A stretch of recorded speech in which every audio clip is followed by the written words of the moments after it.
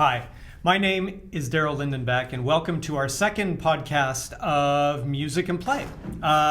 What is a second podcast of Music and Play? This is the second time we've done a podcast. We started last week, and this is about music. This is about music education and just some straight talk about it. We're going to challenge a lot of norms here. We're probably going to make some people angry, but this is all in the interest of making music education better. That's why I hope we're all here. It's why students come and take lessons. So that's why we're here. We've tentatively entitled this "Music Makes Everything Better" because we do think music makes everything better, and we hope you'll enjoy. So whether you're watching us online on our YouTube channel or listening to this, you can download it off our website or off SoundCloud and soon off Spotify once we figure that out. Because we're working this all day by day, figuring it out. So we have some guests this week. If you tuned in last week, we had 3 guests. You tuned in this week, we have 3 guests again, but they're a little different. Colleen Lindenbach, I've been a little different before. who is definitely a lot different, is rejoining us again. She is one of the co-founders and directors of Music and Play. Mr. Harold Squire, who is one of our program coordinators and an admin. And this week, Dr. Richard Emelson, one of our instructors at Music and Play. So welcome all. Welcome to this exciting forum. I can feel the energy and the enthusiasm. So last week it was all about why take music. This week we're going to dive into the always exciting, controversial group lessons versus private lessons. So discuss. Who wants to go first? So we had a lot of talk this summer at Music and Play about the whole private lesson world and in what it has evolved into, and that ended up with us bringing a lot of group lessons online. Again, Music and Play really started in the group lesson world. That's where the whole company started. It evolved out as people grew older and went into privates. But now it's been about taking a look back at groups and just what can that give a student that private lessons might not, or what's better? What you've taught, you've all taught both. Yeah. So I start here. Why waste time sticking your child in a room with 5 other children? They're not going to learn as much, are they? Actually, they're going to learn more. They're not going to learn as much. You're right. In general, your group classes, you're going to get more bang for your buck, so to speak. Mm-hmm. Now, I'll give that a caveat. If you've got a teacher who is qualified, how do I say that without insulting anyone? I don't. Qualified. Yeah. Qualified. Generally, someone who is a music educator. Okay. Not someone who's a musician who happens to teach, between gigs, but someone who's actually understands the process of education and how that can work better in a group setting. In that case, you're going to get more bang for your buck. You're going to have longer lessons at a lower cost and, frankly, have more fun in general. Fun, yes. That's an interesting concept. Oh, yes. I'm a big fan of fun in music. I hope that's why you're doing it. If you're not, go do something else. Seriously, life is short. What about you? I know you taught our group curriculum way back when, and then we switched group, and you're largely on the private side now. So, what and as someone with a doctorate in education, this is Speak to us, Obi-Wan. What does for groups generally you get more motivation. Okay. And it's because the group process is more complex. You can do more. It's more motivational, and you're interacting with other people. So you're seeing everything at a slightly different angle from what you're doing. Mm-hmm. What you're doing with your child, or what your child is doing when they're looking at the other kids. They're seeing slightly different ways of working at this. So it makes for a more exciting process for them. Even if it's not a game, it feels like a game because you're there with your friends. and so it's more motivational, but also you learn a lot deeper because you're working with more. It's not just the way you thought about it or your teacher thought about it. It's the way everyone else is thinking about it, which might be good or bad, but it gives you things to either emulate or things. No, I guess I better not do it that way. Okay. So is this an age thing? Because I know there's a lot of private music teachers, working out of their basements, screaming at their computer right now, that are very unhappy with that. Is there an age where that works better? That actually works at every age. Okay. As long as the material is age appropriate, adults work better. There's sometimes when you need to have specialized supervision for you're doing a very specific task and someone is correcting you. So that correction process works very well on an individual basis. So I'm doing something, a mentor is correcting me. Just like if you did a co-op, took university or something, you're starting to learn a complex skill and you're trying to gain the values of that skill. An individual mentor is very powerful. But when you're looking at general learning for something, for pretty much everybody, we do it in groups. I mean, that's why that's the way universities work. That's the way colleges work. We do it that way for a reason. It's not just because it's cheaper, which it is dramatically, but it's also because it's a more powerful learning environment, and they get the whole values of that whole group process. Everyone is developing values together. Okay. And it's not just about the music. They have to be patient. I mean, teaching patience is kind of a biggie, and that things don't just happen overnight, and you can see how other kids are doing things. Yeah. I think it depends a lot that you've got a program that's appropriate and that your kids are at the same level, not necessarily the same age, but at the same level within reason. You don't want an adult and 6-year-old just because they're both beginners kind of thing, but so that their learning skills can be balanced and kind of work on each other, if that makes sense. Yeah. So what about from the other side of the Star Wars representation? We've heard from Obi-Wan. Is there a dark side to any of this, or what's your experience been between? It's overall, I would prefer to teach group lessons. You Okay. have the positive peer pressure. Like, it's not just you and the teacher combating with who practiced more or who practiced less and whatever. Now you have your friends involved too, and you're more motivated to actually go and practice and do what you've been instructed to do. Because if you don't, my buddy's gonna be better than me. It's the same thing with sports. You don't want to be the weakest link, so you're always trying to catch up with the person who's ahead of you. It's the same thing. Or surpass. Or surpass, absolutely. Yeah, absolutely. There's also benefits, like you were saying, you learn more than just music when you're learning music. Mm-hmm. You're learning patience, you're learning social skills. You don't necessarily get those as much in an individual one-on-one session, but you do in a group setting. And then, you're learning, just tons of stuff. Listening is a huge one. Yeah. Because you have to listen to others, and you can learn from that listening, but just the ability to active listen, not passive listen, which is a huge issue that I'd say it's something that most of our students at any age in the school system especially don't have anymore, is that, you'll learn, you passive get talked to, but active listening, actually being involved in what you're hearing and going, okay, well, he played it that way, I play it this way. It's the same song, yeah. Neither is wrong for performance. It's just different. Yeah. You can't learn that on your own. No. I mean, you can listen to recordings, of course, but your recordings are generally professionals, and as a student, that's out of your league. Yeah, it's unattainable. Exactly. So when you just see someone your own age who's doing it differently, that listening can really be an important part of what's going on. Yeah. And in the world of theater arts, which is another group lesson that I teach, you're learning that there are multiple ways, like you say, of interpreting something and performing it that could be vastly different.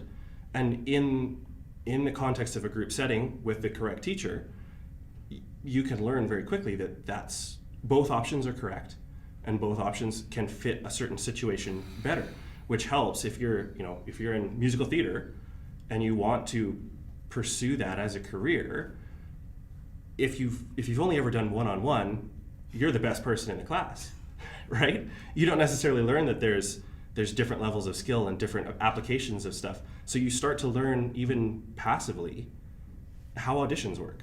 How do you strive for your greatness? Which also works for performance. Oh, totally, yeah. Because you're always essentially performing. So when you're one-on-one, you've got your teacher, and performing for other people becomes this big, scary thing.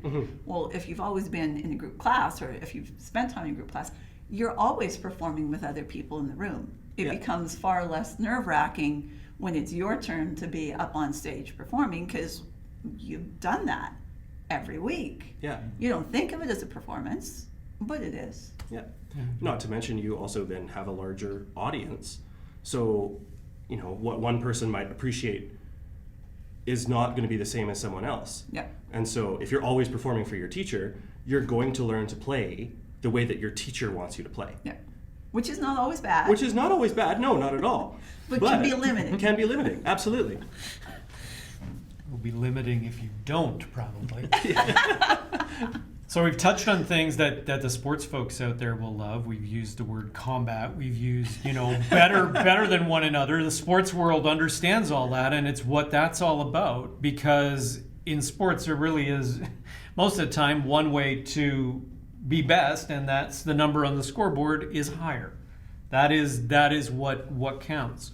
So when we look at putting kids into, when somebody's making the decision, going through the pros and cons of, do I put my child in private lessons? Do I put my child in group lessons?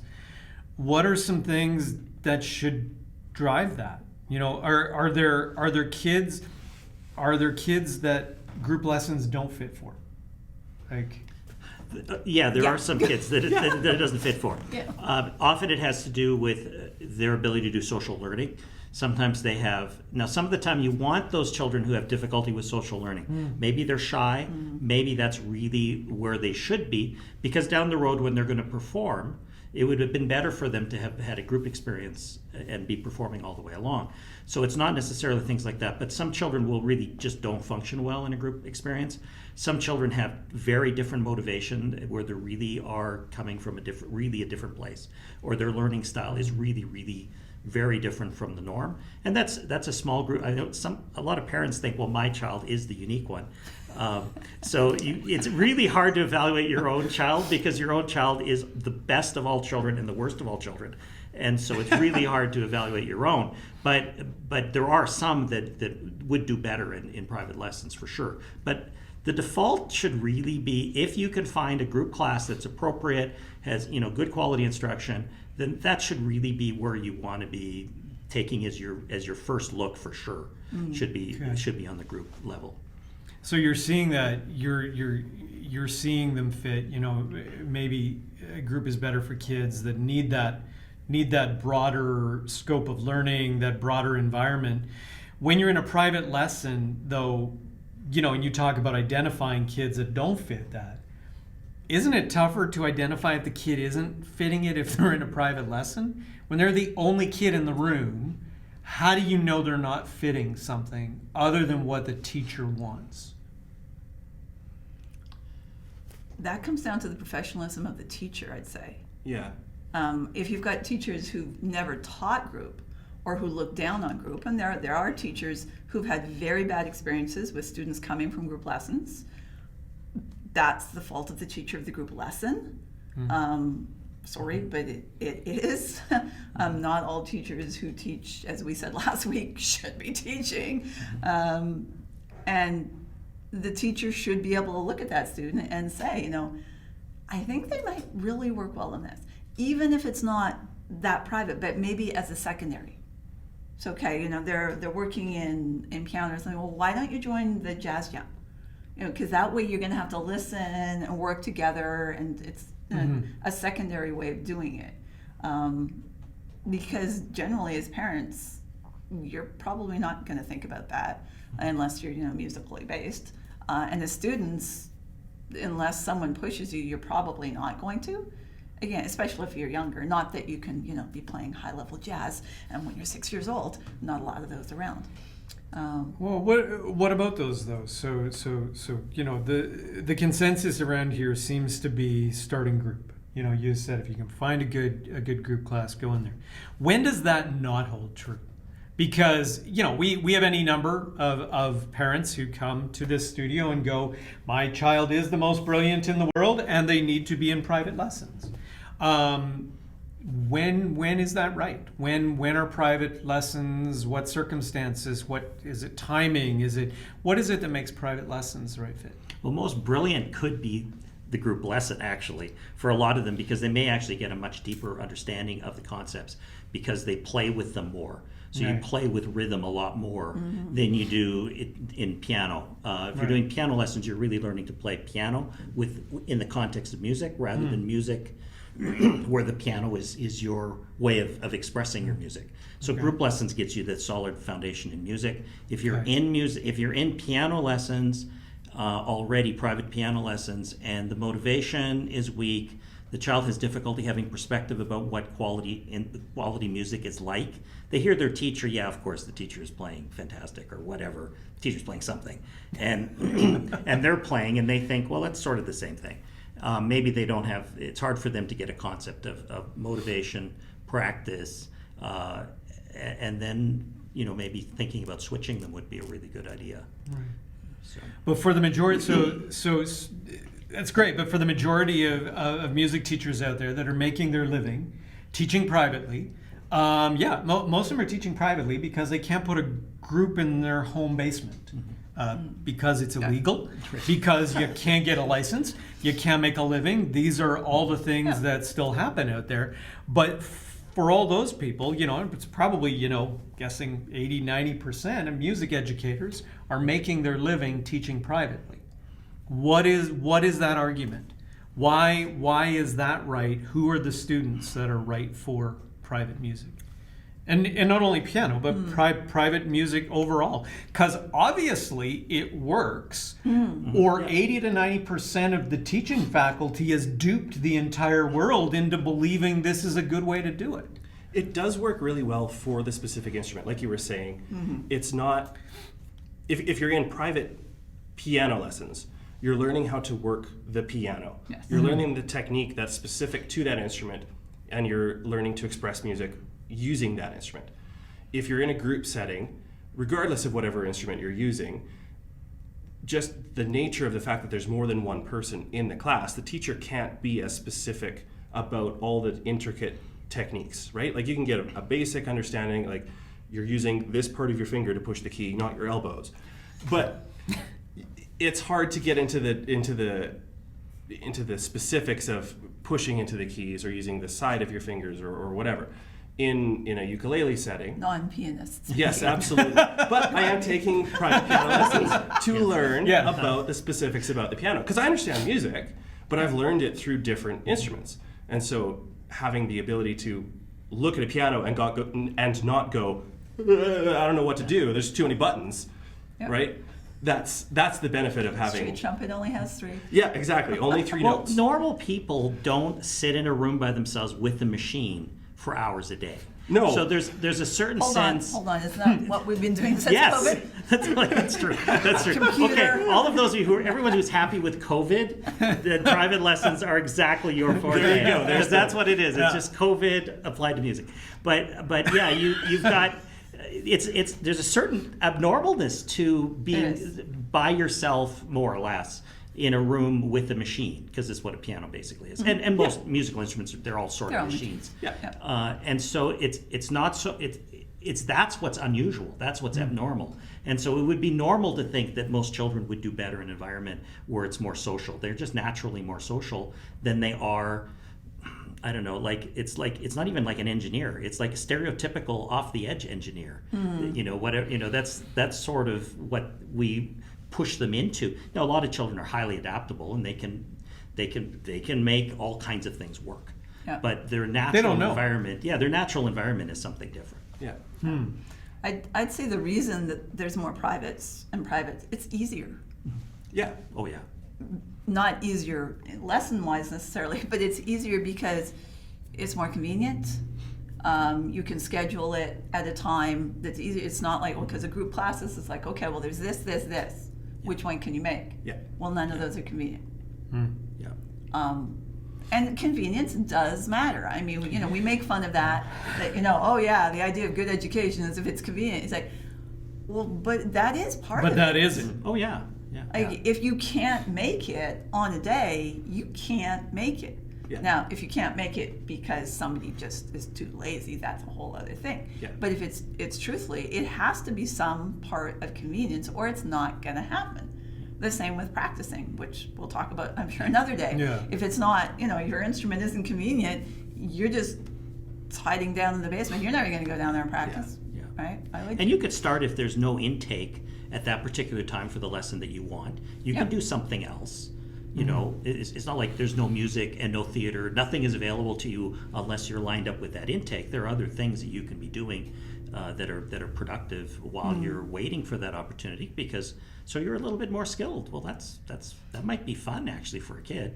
Well, and that's the usual reason for moving playing. to privates is your level is proceeding at a speed that doesn't fit, Yeah. either too fast or in some cases too slow, and you're no longer feeling the group isn't gelling the same way. Very few, unless you have a teaching degree as well as your music degree, teachers are going to be able to differentiate within that class the way that you need to as an educator to make sure you're reaching both. It tends to be, you know, you might have one class that's, you know, all this way and all that's a little bit lower. And both can be successful, by the way. I mean, the idea of success being you're the best is so flawed. Well, who defines that? Exactly. Yeah. But that's another podcast, I'm sure. So- Yeah. Well, so And what's the point of speed anyway? Like, so Well, you're, our world so you're would 6 argue. months earlier than some other kid. Like, so what in the context of your life? When you're my the kid age, that who cares? endures is the one who's Yes. going to be effective. It's not really who's the fastest out of the Yeah. gate. This is a marathon. Yeah. well, and yeah, you know, there will be another podcast. Definitely, it's, you know, what defines quality, because yes, in a race where you cross the finish line, speed matters, and it's very clear that you won or you lost. But just because you got somewhere faster, you got through your grade 1 faster. What does that mean? And that is a Oh, yeah. big issue for a lot of parents. They buy into this, oh, well, my son's already got his grade 4. Yeah, but does he know anything? Or can he just play those pieces that he had to play for the exam? Yeah. Right? I know that's very stereotypical, but it's stereotypical because it's true. It's true. Yeah, It is. Plenty Yeah. of kids out there who have, or parents or adults now who have grade 8 music who can't play. Yeah. They couldn't play these songs. Yeah. Well, that's not education. No. You're Well, and it's regurgitating. and it's part of the reason for this podcast and why we're doing this is because we have gotten there. These things have these myths, these stereotypes have become the reality. We have somehow decided that sitting in a room with a machine one-on-one is normal, and that is music education. And largely sitting in a room with a piano one-on-one is normal, and that defines music education. Which I would challenge could not be further from the truth, and probably only fits fill in the blank X percentage of kids, you know, or students of any age. So we talked about ability being something that would move them into privates. What else would be? What other reasons are catalysts to define privates as being a better choice? I think a specific need. There are none. So for Okay. me, I'm not one who loves the piano, sorry, to play That's it. okay. But as a musical director, Yeah. the piano is the tool to work accompaniment and to work vocalists in that context. Yeah. And so I don't have any desire to go play the piano for fun, per se. Right. But I do have a need in my life, in my line of work, to be able to play the piano at a certain level of proficiency. And so for me, a group piano lesson wouldn't benefit me for any reason that a group lesson would otherwise benefit me. I'm not going to be motivated by my peers. I'm not going to be necessarily wanting to practice any extra. I'm going to want to do just enough to get my job done. And in that case, being one-on-one with a teacher is awesome because I can explain to my instructor, hey, this is what I need. It's a very specific skill set. I don't need to play Chopin. I don't need to play Beethoven. I don't even need to play classically for any definition of the word. I need to be able to look at a chord chart or a lead sheet and say, okay, singers, these are your parts, here's the accompaniment, and then go. Yeah. That's all I need. And so I can give that instruction to my instructor. They can turn around and say, okay, well, here's the specific things you need. We don't need to get into the theory about how you build a chord, whatever. Here's the shape, and then go from there. So that But would that is that's, you're also coming at it from an adult yes. perspective, a more mature musician perspective that actually understands music. Yeah. A lot of our group, I would say a lot of group music is about foundational music. You've talked about that. It's foundational, a lot of it's younger. There's not a lot of group adult. And that's where we started getting into is providing group experiences for older, and really that morphs itself into playing together in a band. Again, playing together, not a skill you get out of private music. But I think something in what you said is a dangerous thing, in that we have a lot of parents out there that aren't knowledgeable, and we have a society that is very goal-driven, outcome-driven, and they're going, no, I just want my child to be able to fill in the blank. Right. And there are And studios that will do that. There are studios that will take your money and get your kid to do that. But so why? We all know why that's bad. But I think knocking down that expectation is because the parents, the consumer, which is largely the parent buying for the child, most of the time isn't knowledgeable. That's a risky thing to say. They don't know what they need. Or they had privates.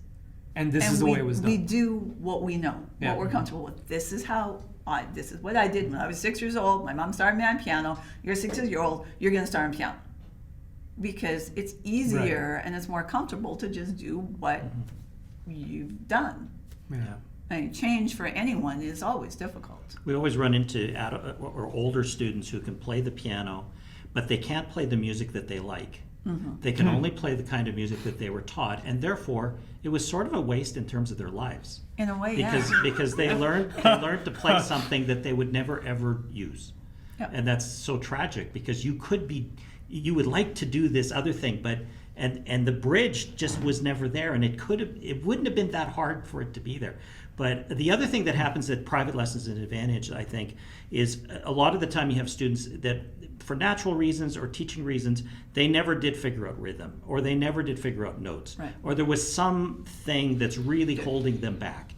And then private instruction where you could really focus on that one thing. So I'll have students that I spend on the piano most of our time doing rhythm, not even piano.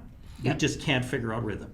So we're doing other kinds of instruments just to make that happen, and then once we get over that, maybe there'll be something else. So as they move towards intermediate, often you have to focus on something that maybe they never figured it out, or something happened. They just forgot. Maybe they were away from piano for a year or something, and they just forgot a whole chunk of stuff. And so rather than building a whole new foundation in private, that would be a situation where privates can work really well. No. So is there a case where emotional maturity, like where does emotional maturity come into play in terms of privates or group? That's a tricky one to answer. It is a tricky one, because I come from the theater world, Yeah. right? And we grapple with this a lot in teaching younger kids. A lot of theater educators want to drag their university notes out and try to dumb them down and have younger kids learn that way. Kids don't learn like adults. You're also just not interpreting text, and a lot of theater is emotionally based. It is more connected. It is not sitting with a machine and plunking a lever, and making a sound. And so they can't do that. Yeah. You know, you have building blocks. Where does that come into play in group versus private? I think that's something that you can truly only blossom at in private. Because when you're working with emotions, it takes time and it takes space. And in a group lesson, there's my lesson plan. Now, am I going to change it up as I need to based on how the kids are doing that day? Yeah, sure, Absolutely. definitely. You know, if I'm conducting the band, I'm going to change it up too. We're not breathing properly here. We're going to have to do something there. But when you get to the point where you are actually doing what music is meant to do, which is convey emotion, there is a limit to what can be provided in a group class for that. Yeah. I mean, if you're making the piece Yeah. yours, truly yours, well, you don't want to play ensemble strict time together, No. right? That's why you have concertos, right? The orchestra is accompaniment. Yeah. You need that ability, and that is a valid reason. Do I think that happens to everybody? No, actually, sadly, I don't think everyone gets to the point where they're playing from their heart. Do I think that it can happen at 6 or 7? Yeah, actually, I do. It's not common, But it's the exception. but it's by far the exception. So, Yes. so the other side of groups, and I think it's very easy for us always to talk about group music being foundational and being young kids. But the other end, we've dove into, and we'll talk about more and more in the future, is basically what's called a band. That Yeah. is the evolution then of group music. Is you're playing together. You're not learning. You're not only learning together. You're playing together. And I would say there's where That's where your you emotion can also comes back. get that Yes. emotional connection in. Yeah. Right, and that's when you're working together to create something. It's well, it's an interesting. why And some you of us have assume conductors. that. Like I assume, you know, as a teacher, I assume performing in a situation where there's other people. Like that's sort of almost an assumption that I have in terms of how music is done. But the reality is, for most people, that's not how their music is done. Yeah. How many of your students perform with other people? Yeah, exactly. Hardly any, right? And that's Not together, not mutually together. Yeah. And that's the world I think that we've created. Music is done in a bubble. COVID, yes, COVID has given us a lot more bubbles. But this is this is where we started unpacking it, and whether it was COVID this past summer or what it was, where we started down this road internally. And you know, I would challenge the whole world out there. If you're sitting in your basement teaching music and saying, "Hey, I'm successful," I think you need to look at your students really closely and very honestly give the assessment, are they as successful as they could be? Because that's why I hope we're doing this. And that's kind of why we're sitting around here, you know, and every week we'll be back. We're going to wrap up now. Next week we will dive more into groups and kind of look at that whole dynamic and why it works and why it doesn't work, and what some program, you know, what programs are good, what programs could be better. But that's the arts. You know, the measuring stick, we have to be the most critical about the world in which we live, because there's no one holding a checkered flag at the end of the track for us. There's no one totaling up the points and saying, you won. Everybody wins. So we'll see you next time. And remember, music makes everything better.